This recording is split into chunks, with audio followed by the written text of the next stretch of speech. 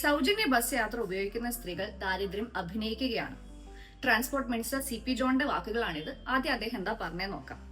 പ്രിയദർശിനി പദ്ധതിയിൽ സൗജന്യ യാത്ര ഉപയോഗിക്കുന്ന സ്ത്രീകൾ KSRTC ബസ്സിൽ തള്ളിക്കയറുന്നു.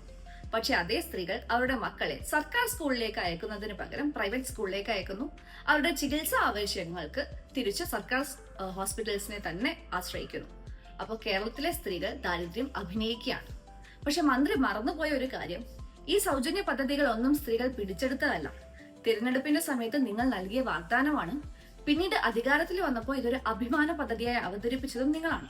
പക്ഷെ ഇതേ പദ്ധതി പിന്നീട് ആൾക്കാർ ഉപയോഗിക്കുമ്പോൾ അവർ തള്ളിക്കയറുന്നു, അഭിനയിക്കുന്നു എന്നൊക്കെ പറയുന്നത് എങ്ങനെ ന്യായീകരിക്കാൻ സാധിക്കും? സ്വന്തം മക്കളെ പ്രൈവറ്റ് സ്കൂളിൽ അയക്കുന്ന എല്ലാ മാതാപിതാക്കളും സമ്പന്നരല്ല. പലരും കാശ് കടം മേടിച്ചും തങ്ങളുടെ ബേസിക്കായ ആവശ്യങ്ങൾ മാറ്റിവെച്ചും അവർക്ക് ലഭിക്കാതെ പോയ പല കാര്യങ്ങളും അവരുടെ മക്കൾക്ക് ലഭിച്ചോട്ടെ എന്ന് കരുതി അവരെടുക്കുന്ന ഒരു ചോയ്സ് ആണ്. അതുപോലെ സർക്കാർ ആശുപത്രികളെ ഡിപ്പെൻഡ് ചെയ്യുന്ന ആളുകളൊക്കെ അഭിനയിക്കുകയാണെന്ന് പറയുന്നത് ആയിരക്കണക്കിന് ആൾക്കാരെ അപമാനിക്കുന്നതിന് തുല്യമാണ്. പിന്നെ ഇതിലൊരു strange and very insensitive statement, ആൾക്കാർ ദാരിദ്ര്യം അഭിനയിക്കുന്നു. ദാരിദ്ര്യം ഒരാൾക്ക് അഭിനയിക്കാൻ പറ്റില്ല, അത് ഒരാളുടെ ലൈഫ് റിയാലിറ്റിയാണ്.